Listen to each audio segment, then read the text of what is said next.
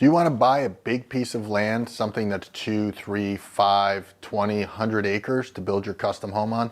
Today we're going to talk about the differences when buying a piece of land in the country versus buying something in town. Hi, I'm Andrew Genatasio, one of the owners of GTG Builders, and we regularly offer our clients services to help them find a piece of property to build a custom home. So if you're interested in anything custom home related, give us a follow, hit that bell so you get a little update every time we produce a video, and like this video if you think it's good content. So let's talk about some of the differences about buying land out in the country versus in town. So here in New Jersey, it's normal for us out here in the more rural sections in New Jersey to build on land that's 3, 4, 6, 10 acres. And it's much different when you're purchasing that property than when you bought something in town that maybe had a house on it at one time, or if it's just a lot that was never built on. And we're going to talk about some of those differences. And at the end, we're going to talk about 1 or 2 things that you really need to worry about when you're buying a big piece of property. So our biggest priority, the first thing we're looking at is utilities. If you're in town, 99% of the time, you're buying a piece of land that has city water and city sewer. That greatly simplifies the process of developing a custom home. But out in the country, when you have a 3-acre lot, usually in our area, you don't have public water and public sewer. So we're planning on the building of a well and building a septic system.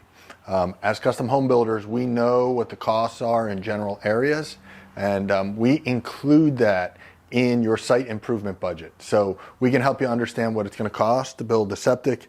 Not just build it, plan it. What does the engineer cost? What do the permits cost?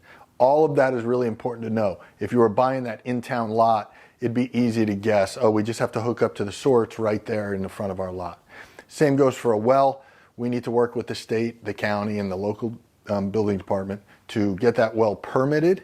We need to have a licensed well driller, and we need to take care of all of those things so that that well is usable the day you want to move into your custom home.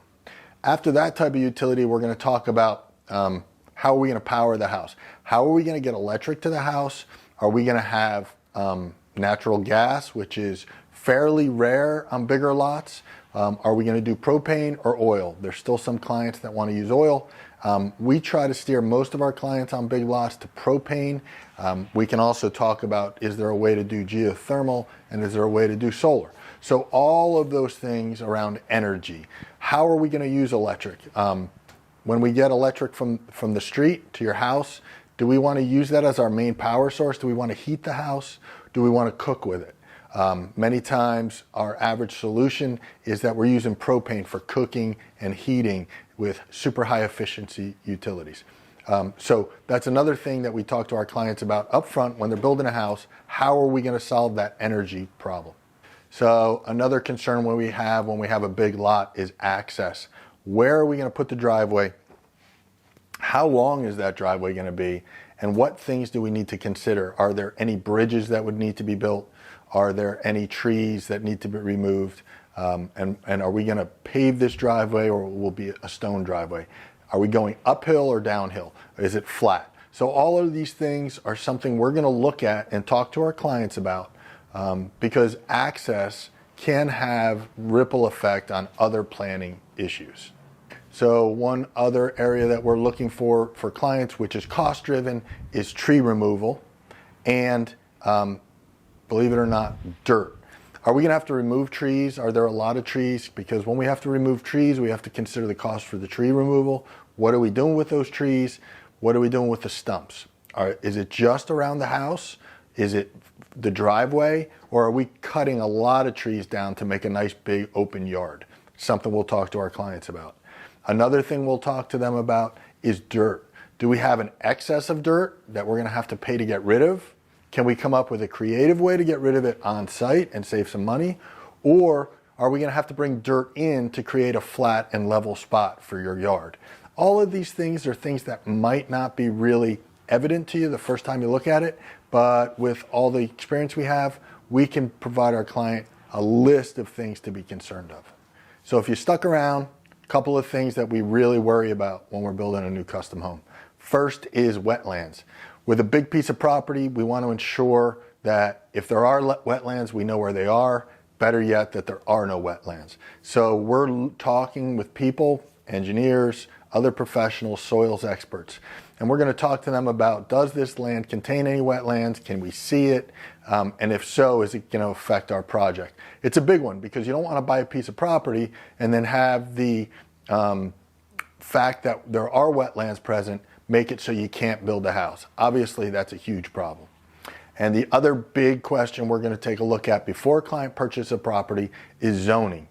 Can we achieve the goals of our clients with the zoning that is applied to that lot? So there are lot minimum sizes, there are setback sizes, there are limitations to what kind of outbuildings we can build, whether we can do the purpose. In other words, does a client want to run a business out of there? Do they want to have a detached garage for collectors' cars? Are they planning on having horses? And are we going to build an outbuilding? So all of those things are things we're going to look at the zoning for the client, and it's going to be in that summary that we give them when they're looking to purchase a piece of property so that they can understand the costs and the ramifications and any hurdles we might have to go through to make it worthwhile.